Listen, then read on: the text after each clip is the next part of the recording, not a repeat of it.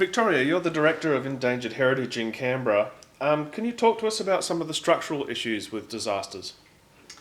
So earthquakes are the first that come to mind. Obviously, they're the things that do the most structural damage to our built heritage, our roads. But actually, floods and fire can also do a lot of structural damage. Even if the site that we're not immediately considering hasn't been burnt in a fire, the structural damage may come to electrical poles right down the road, and when they start to fall over, you lose an awful lot of road access in and out, and other structural damage. Floods can wash away roads, bridges, and do a lot of damage to built heritage. But the worst damage is actually modifications for reuse, where old buildings are being used or restored in a way that is not sympathetic to the original materials. For this reason, it's really important to speak to a conservator.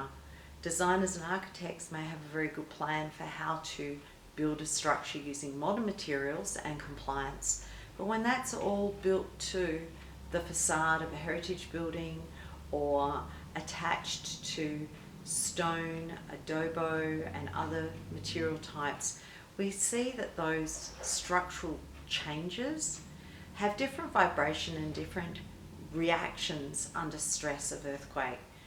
Usually the additional weight from non-traditional materials ends up taking lives, preventing those large buildings and heritage assets from being safe harbours, which is a really important consideration because for hundreds of years they have been a safe place for a community to go.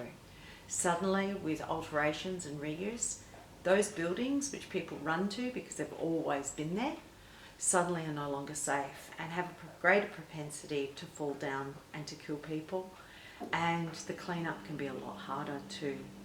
So it's really important to have a very sound material science knowledge when you're making any decisions about infrastructure changes and reuse.